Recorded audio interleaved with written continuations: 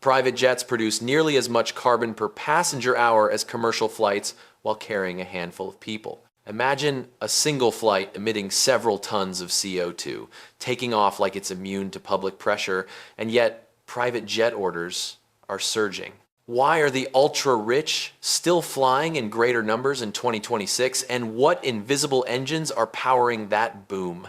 Stay with me, because the answer is part economics, part convenience, and part a reshaped luxury market that most reporting misses.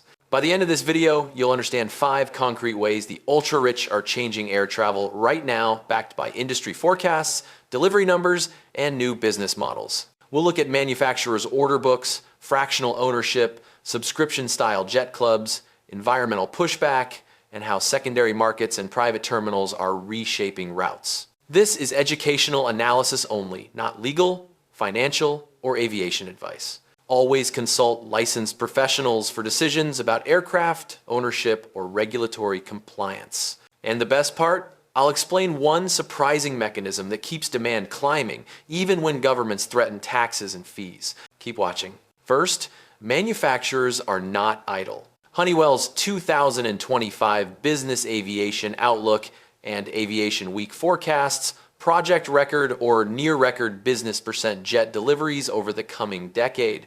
GAMA reported double-digit year-over-year delivery increases through 2025 inches, the business jet segment. What does that mean in real terms? OEMs are carrying multi-year backlogs and buyers are pre-ordering sometimes years in advance. But here's the thing. Orders don't magically become planes overnight. Supply chains, labor and production capacity create lead times that stretch into the late 20,200 seconds for some models. That scarcity becomes a selling point. Waiting lists create urgency and preserve resale values. So when you hear demand is booming, remember much of that boom is pre-sold inventory and multi-year commitments, a structural engine for sustained sales.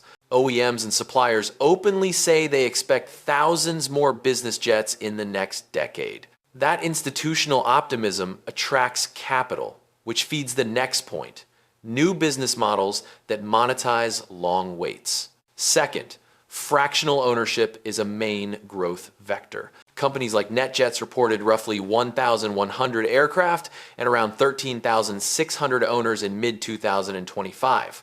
Fractional fleets have expanded materially since 2019. Why does fractional matter? It spreads fixed costs across many buyers, lowers the entry price for ultra-high net worth individuals, and raises utilization, which is good for operators' revenue models. Operators can market consistent availability and concierge service without the full capital burden for buyers. That creates predictable cash flow, which private equity loves. Flexjet raised funds from L. Catterton in 2025. NetJets continued pre-selling future inventory. That's investor belief that elevated usage will persist. If fractional ownership scales, does that reduce emissions per flight by increasing load factors? Not necessarily. Many fractional flights are still light on passengers and heavy on short hops, which magnifies emissions per passenger. More utilization means more flights. More flights mean more emissions. That contradiction is at the heart of today's debate. Third, a new generation of jet clubs and subscription models think luxury meets software is changing demand dynamics. Startups like Bond attracted big pre-orders and capital in 2025, and traditional players launched ultra-premium membership tiers. These models sell convenience, guaranteed access, curated routes, and lifestyle branding. These businesses often pre-sell flight hours against aircraft that OEMs are still building. That means cash flows are collected well before delivery, improving operator balance sheets and enabling further fleet expansion. Investors see recurring revenue and high margins, so capital inflows accelerate growth even when lead times are long. Could subscription economics be the secret weapon keeping private flight demand insulated from economic cycles?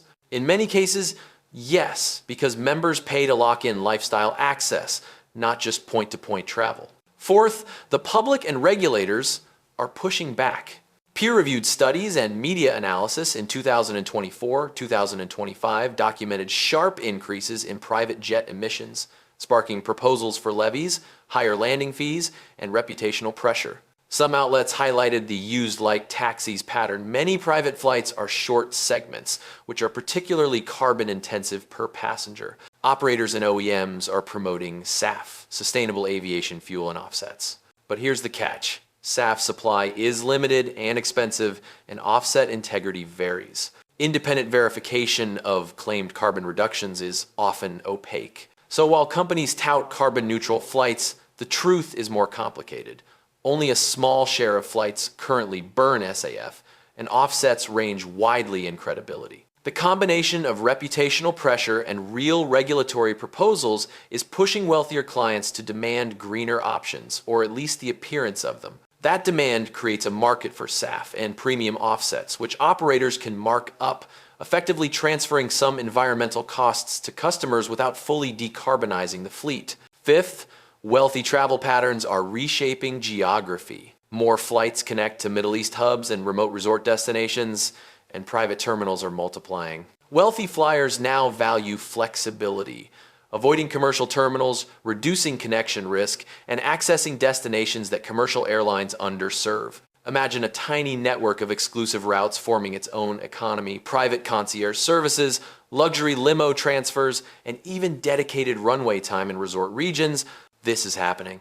Operators and private terminal operators are investing in ground services and terminals, which in turn lock in customers who prefer the convenience over price sensitivity. This route reshaping doesn't just affect leisure travel. Corporations and family offices increasingly rely on private aircraft for time-sensitive business travel, and that creates a baseline of demand even during economic slowdowns. Sixth, secondary markets tightened as delivery backlogs pushed buyers to pre-sold inventory and existing aircraft. Private equity and luxury conglomerates increased involvement. Flexjet's funding from L. Catterton and Bond's capital raises are examples.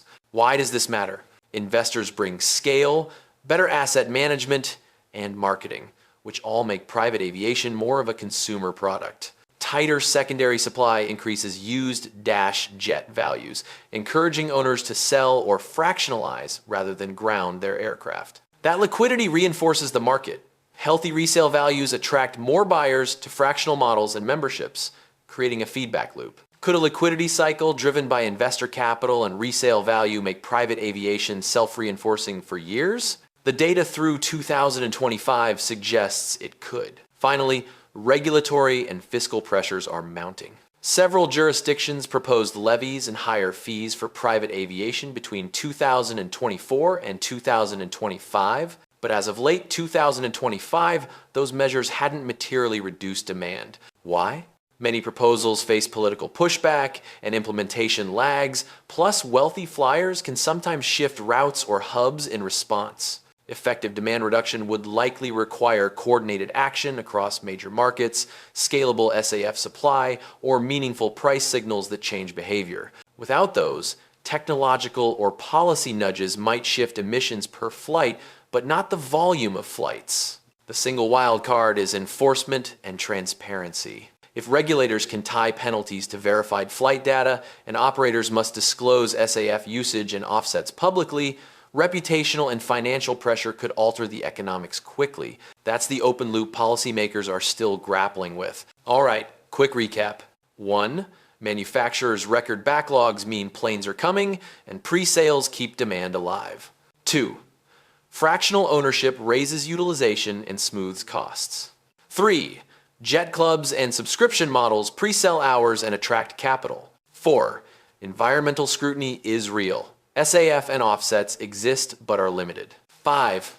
Routes and private terminals are being reconfigured for the wealthy. 6. Secondary market tightness and investor capital create reinforcing cycles. 7. Regulatory pressure is growing but hasn't yet changed demand materially.